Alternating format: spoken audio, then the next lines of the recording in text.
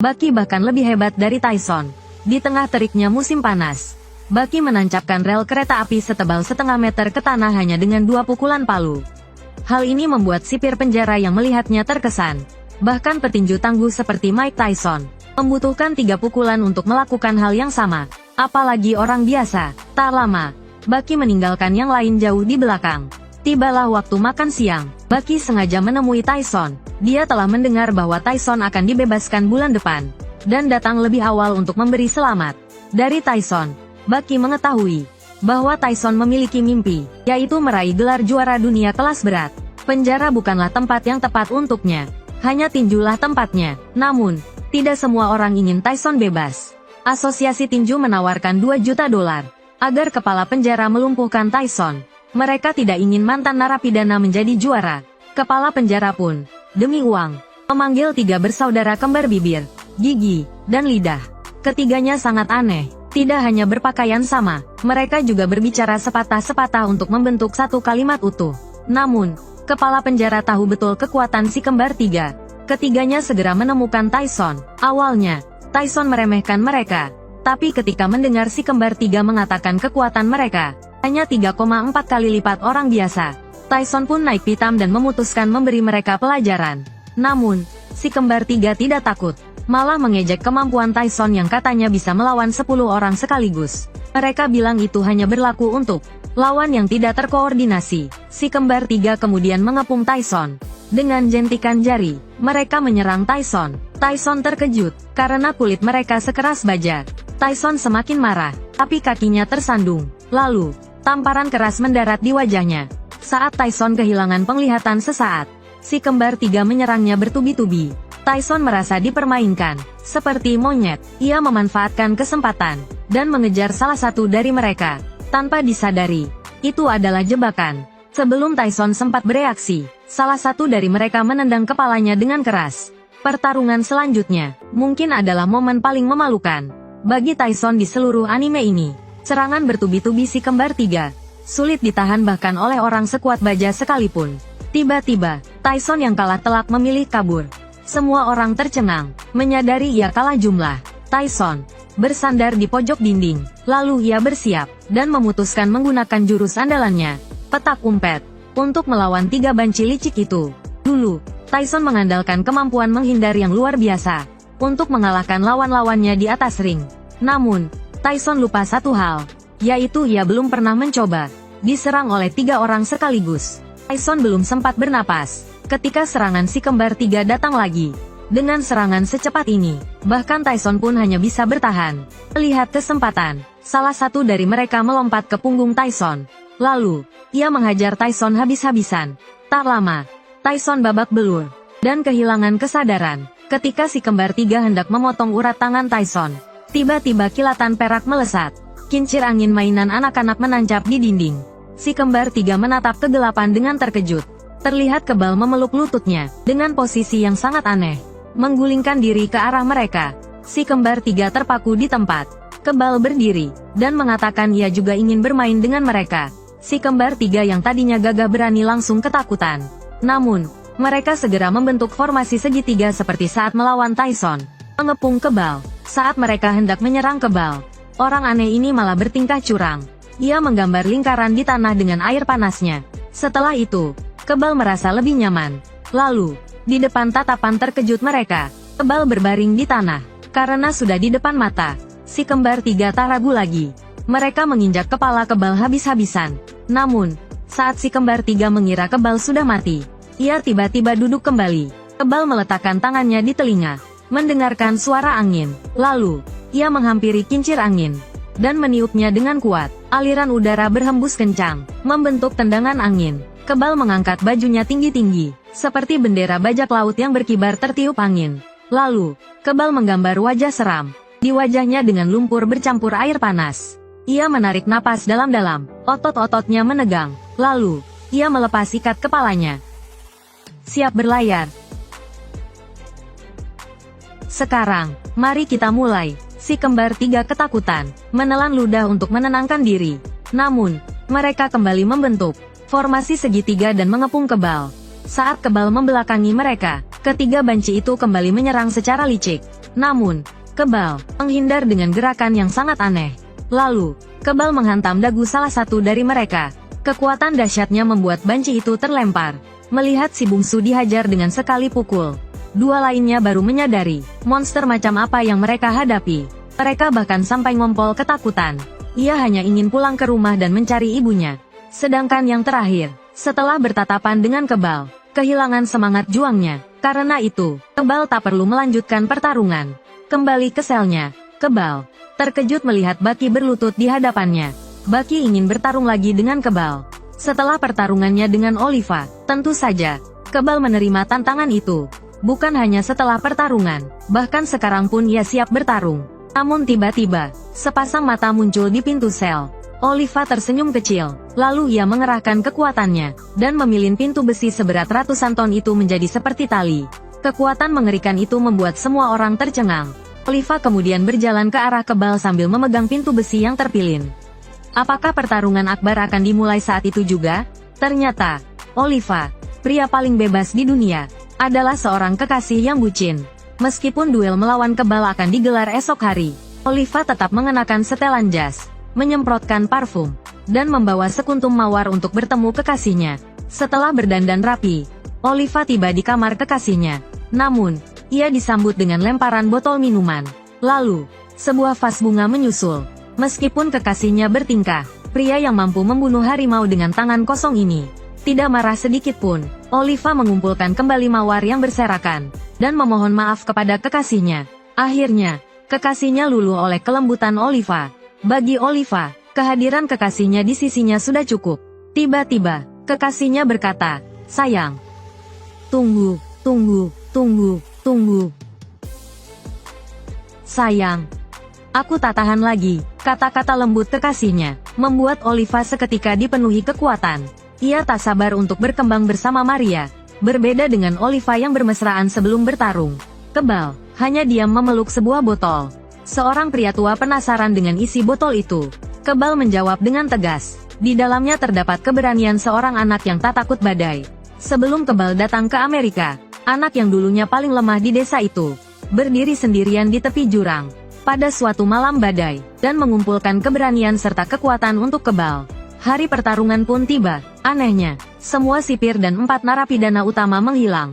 Mereka semua berkumpul di lapangan untuk menyaksikan pertarungan akbar ini. Diiringi sorak-sorai penonton, Kebal berjalan perlahan menuju tengah lapangan. Ia menerima botol keberanian dari teman satu selnya, dengan karisma seorang jenderal besar. Berbeda dengan Kebal, Oliva justru menggendong sebuah ranjang besar. Kepala sipir, ini mustahil, sungguh tak bisa dipercaya. Oliva, dia membawa kekasihnya. Itu adalah ranjang ganda yang sangat besar. Oliva datang ke duel sambil menggendong kekasihnya di ranjang. Ia melemparkan ranjang itu ke udara, lalu menangkapnya dengan kedua tangannya. Saat ranjang itu diturunkan, semua narapidana tercengang tak bisa berkata-kata. Karena pacar Oliva adalah seorang wanita cantik dengan berat 2000 kati. Kata gemuk saja tidak cukup untuk menggambarkan tubuh Maria, tapi Oliva mengabaikan tatapan aneh semua orang. Dia tetap memuji kecantikan pacarnya. Namun, Maria malah meninggalkannya begitu saja.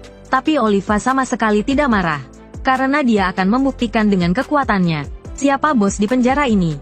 Pertarungan segera dimulai. Oliva menarik napas dalam-dalam, lalu dengan paksa merobek jasnya. Dia melompat, dan mendarat dengan mantap di tengah arena, seperti dewa yang turun dari langit. Di tengah arena pertarungan, yang mengejutkan semua orang, jas yang dirobek Oliva masih berdiri tegak. Adegan ini seperti katak emas melepaskan kulitnya. Keduanya kini berhadapan. Bajak laut terkuat, Kebal, melawan monster berotot, Oliva. Siapakah yang akan meraih kemenangan? Kebal perlahan membuka botol yang diberikan anak laki-laki itu padanya. Tiba-tiba, energi yang kuat menyembur keluar. Kebal merasakan kekuatan yang belum pernah dirasakan sebelumnya, memberinya keberanian untuk menghadapi badai yang dahsyat. Diiringi sorak-sorai lebih dari 4000 narapidana, pertandingan resmi dimulai. Kebal perlahan melepas bandananya.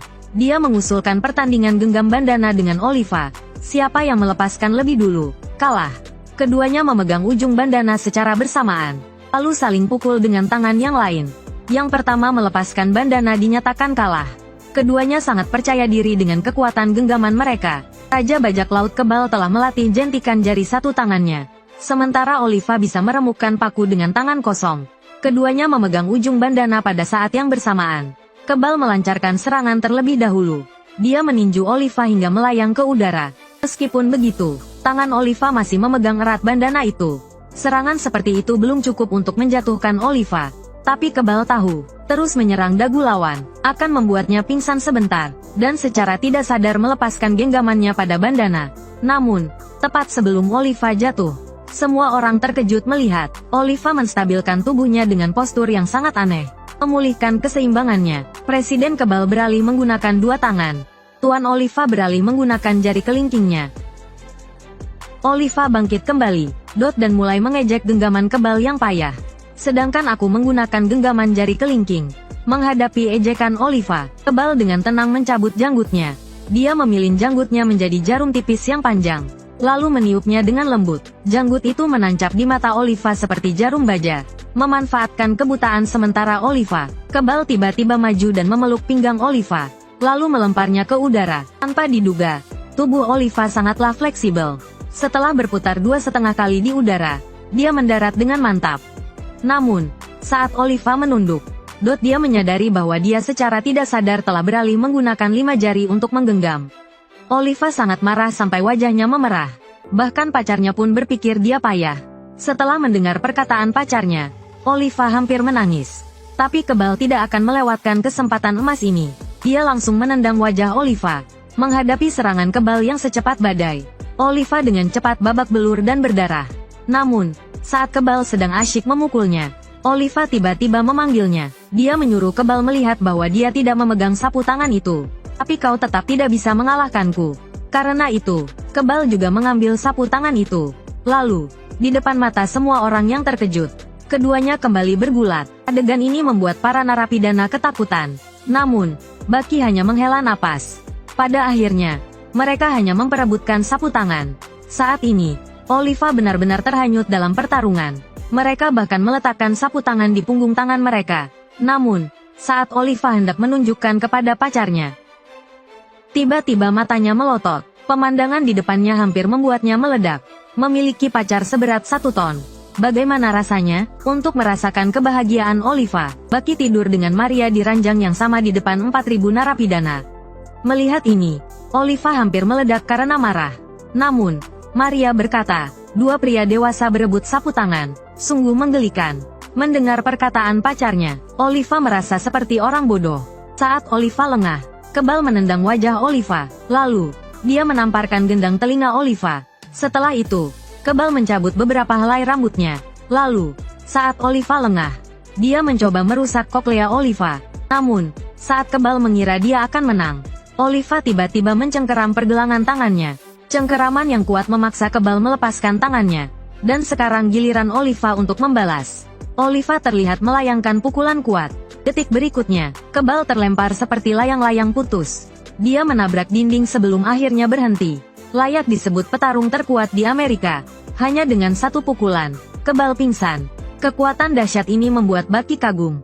Karena tujuannya telah tercapai, Baki berbalik dan berterima kasih kepada Maria. Dipuji oleh Baki, Maria yang biasanya dingin menjadi malu. Melihat ini, Oliva membungkuk dalam-dalam kepada Baki. Sudah lama dia tidak melihat Maria sebahagia ini. Saat ini, 4.000 narapidana bersamaan meneriakkan nama Oliva. Namun saat itu, lagu bajak laut tiba-tiba terdengar di alun-alun. Semua orang melihat ke arah suara itu. Dan tak disangka, Kebal yang telah dikalahkan berdiri kembali. Kebal terlihat mengoleskan tanah ke wajahnya. Di depan mata semua orang yang terkejut, Kebal sang raja bajak laut menyelesaikan ritual wajah iblisnya. Diiringi lagu bajak laut yang menggema, Kebal perlahan berjalan menuju Oliva. Lalu, dia berlari kencang dan menendang titik vital Oliva. Kekuatan yang mengerikan itu langsung menerbangkan Oliva ke langit. Sepertinya petarung terkuat di Amerika ini tidak sehebat itu. Ternyata petarung terkuat Amerika tidak sehebat itu. Oliva terbaring tak bergerak di lantai. Melihat itu, para narapidana kembali meneriakkan nama Kebal. Benar-benar seperti rumput yang tertiup angin. Namun, Oliva akhirnya tak tahan dengan ejekan ini. Dia melompat bangun dari lantai. Sepertinya aku benar-benar meremehkan kekuatan Raja Bajak Laut. Kalau begitu, Oliva memutuskan untuk tidak menahan diri lagi. Menghadapi serangan Kebal sekali lagi. Oliva membuktikan dengan kekuatannya, siapa bos di penjara ini. Hanya dengan satu pukulan, Kebal langsung pingsan. Namun, saat ia hampir menyerah, terbayang di benaknya rakyat di kampung halamannya yang menderita, dan rekan-rekannya yang berjuang bersamanya.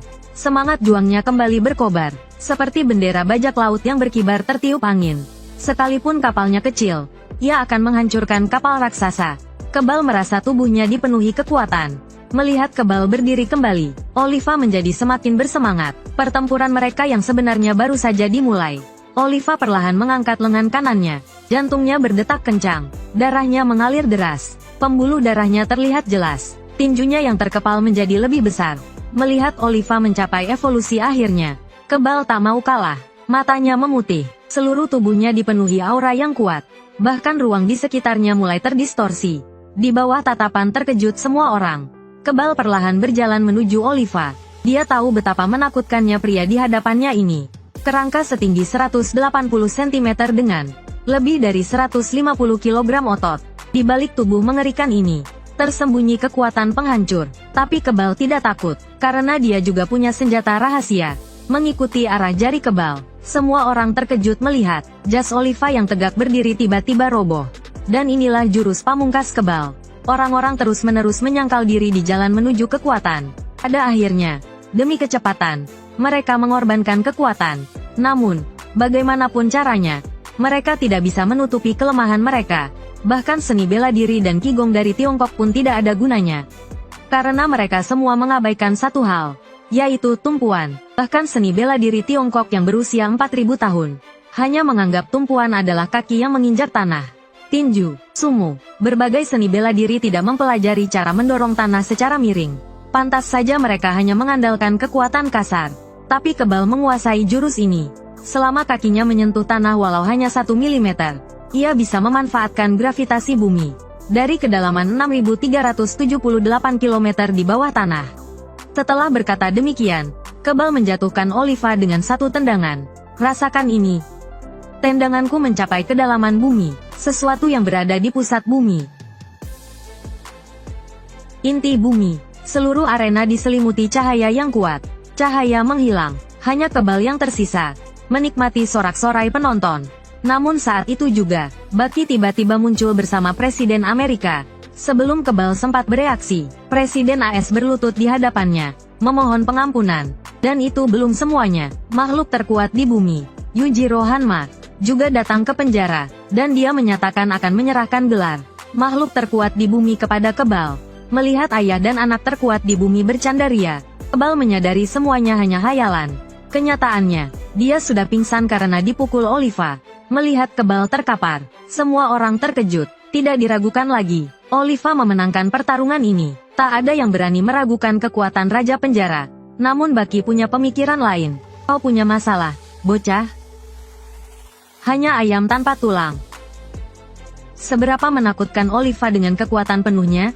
Kulitnya bisa robek, menghancurkan semua narapidana, bahkan menghancurkan seluruh penjara, menembus langit. Mendengar perkataan Oliva, Bucky tak percaya, tapi dia tidak tahu, Oliva mengonsumsi lebih dari 10.000 kalori setiap hari, setara dengan 500 onigiri. Meskipun begitu, lemak tubuhnya tetap di bawah 5%, karena ototnya seperti tangki bahan bakar roket. Untuk menekan pertumbuhan ototnya, Oliva tak pernah lengah. Oliva menepuk bahu Bucky. Kau serius ingin melawanku, bocah? Nak, kau benar-benar ingin melawanku? Hanya dengan sekali pukul, Bucky terlempar. Kekuatan itu mengingatkannya pada ayahnya, Yujiro.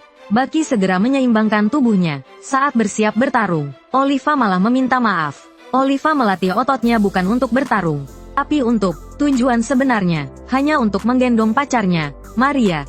Benar-benar bucin. Keesokan harinya, saat pemeriksaan, sipir menemukan Kebal menghilang, tanpa saksi mata, hanya ada surat, dan uang yang hanya berlaku di pulaunya. Untuk menjaga harga diri sipir, Kebal tidak kabur lewat pintu depan, melainkan lewat terowongan, kembali ke kampung halamannya. Melihat bos mereka kembali, para anak buahnya bertanya, apakah Kebal mengalahkan Oliva? Setelah mendapat jawaban tidak, mereka segera mengganti topik. Di pulau yang tenang, tawa dan canda kembali terdengar.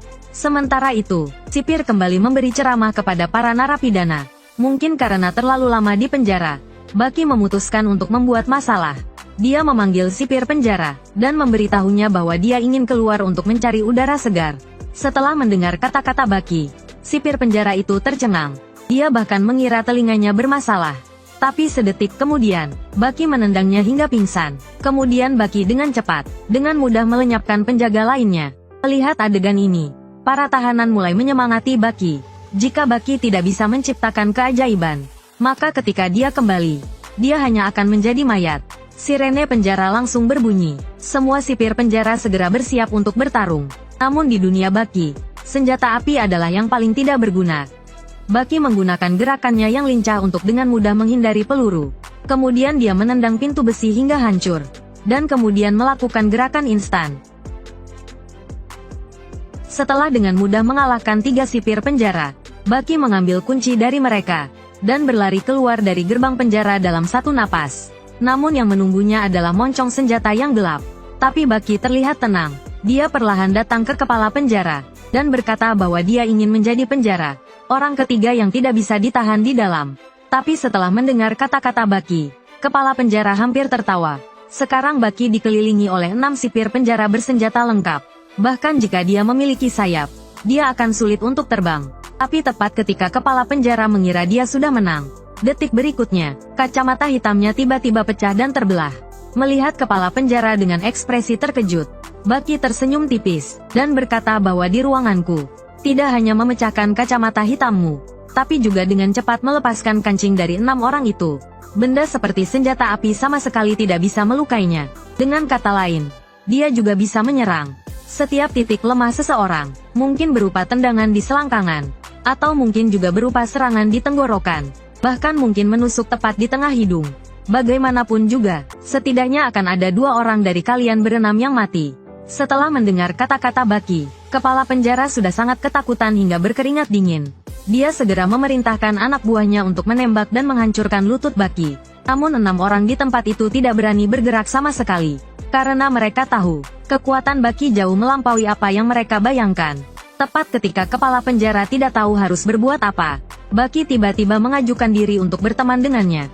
Maka kepala penjara meletakkan lengannya di bahu Baki. Orang-orang yang tidak tahu kebenaran akan mengira Baki berhasil ditangkap. Namun hanya kepala penjara yang mengerti. Baki telah menjadi penjara, orang ketiga yang tidak bisa ditahan di dalam. Tapi Baki yang baru saja keluar dari penjara, hanya mengatakan kalimat permainan selesai. Dan kemudian meminta kepala penjara untuk menangkapnya kembali. Menghadapi permintaan yang tidak masuk akal ini, kepala penjara tentu saja sangat senang. Tapi tepat ketika Baki diborgol, gerbang penjara tiba-tiba terbuka. Oliva mengendarai Harley edisi terbatas dan bersiap untuk jalan-jalan. Tapi tindakan Baki jelas menantang posisi Oliva. Oliva langsung marah, dan segera meminta sipir penjara untuk membuka borgol Baki. Bersiap untuk memberinya pelajaran. Ada pepatah Jepang, tidak dipukul tidak akan menjadi baik.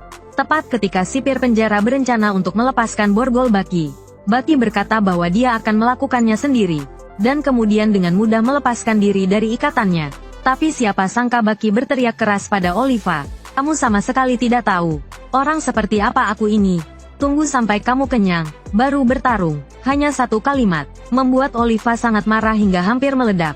Tapi dia masih menahan amarah di hatinya, dan berkata bahwa dia memang belum sarapan hari ini. Namun senyum palsu Oliva, dilihat sekilas oleh Baki, sebagai orang pertama yang tidak bisa ditahan di penjara. Sekarang harus menghindari tantangan generasi baru. Sungguh memalukan. Tidak heran kamu selalu menahan amarah di hatimu. Itu hanya untuk menjaga harga dirimu yang menyedihkan itu. Setelah mengatakan itu, Baki pergi tanpa menoleh ke belakang. Sebelum pergi, dia tidak lupa untuk mengejek Oliva. Bebas atau tidak, kamu sendiri yang tahu. Setelah Baki pergi, Oliva berdiri di tempatnya seperti disiram air dingin. Melihat ini, sipir penjara bermaksud untuk segera pergi dengan alasan mendorong kereta. Tapi Oliva berkata bahwa dia akan melakukannya sendiri.